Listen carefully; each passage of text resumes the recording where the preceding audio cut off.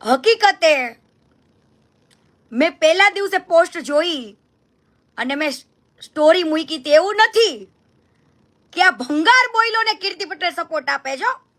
પહેલા જ દિવસે જ્યારે પણ મેં જોયું ને કે ભાઈ આવી રીતના થયું છે અને હકીકતે આવું વસ્તુ ના બનવી જોઈએ, કેમ કે મને જ્યારે સુધી ખબર છે ને ત્યાં સુધી મેં મારા ફેમિલીએ, મારી બહેનોએ, બધાએ વિક્રમ ઠાકોરના મૂવીઓ મેં જોયા છે.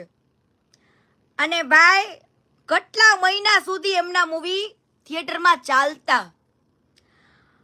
જોકે વિક્રમ ઠાકોરે પોતાના એક માટે અવાજ નથી ઉપાડ્યો,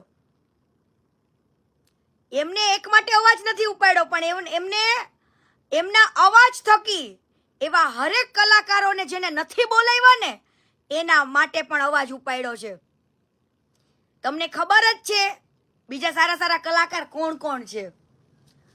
તો આવું તો મારે સરકાર શ્રીને વિનંતી કરવી છે કે આવો કદાચ મતભેદ તમારા મનમાં નહીં હોય, પણ આ વસ્તુ બની છે એ તો પાકું છે, એ તો 100% પાકી છે ને.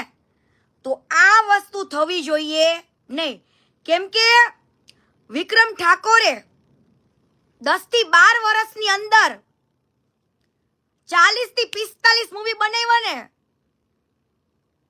એ પાછા સુપર હિટ. અને સારા સારા ફેમિલીમાં એ મૂવી જોવી શકે ને એવા એક સાંસ્કૃતિક મૂવીઓ હતા એમના, એક અંદરથી એક શીખ મળે ને એવા મૂવીઓ છે. કદાચ એ બધા વીઆઈપી લોકોને ખબર નહીં પડે, પણ આજે મેં ખુદ એની મૂવીને નિહાળેલા છે. અને એટલા માટે મને ક્યાંક ને ક્યાંક એવું લાગે કે જ્યારે ગુજરાતી ઇન્ડસ્ટ્રીઝ સાવ પડી ભાંગી હતી ને ત્યાર વખતે જોરો હવાસમાં એક જ નામ ગાજતું હતું વિક્રમ ઠાકોરનું, એક જ નામ ગાજતું હતું ગુજરાતી ઇન્ડસ્ટ્રીઝની અંદર, જ્યારે બીજા બધા ખોવાઈ ગયા હતા ત્યારે.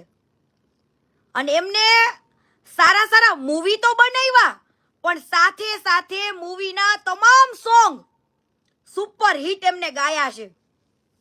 અને આજે વાલા એની કદર ના થાય એટલે એની કલા ઉપર કોઈ વ્યક્તિએ લાફો માર્યો હોય ને એવું ફીલ થાય. ભલામણ અહીંયા વાગે, અહીંયા ક્યાં વાગે?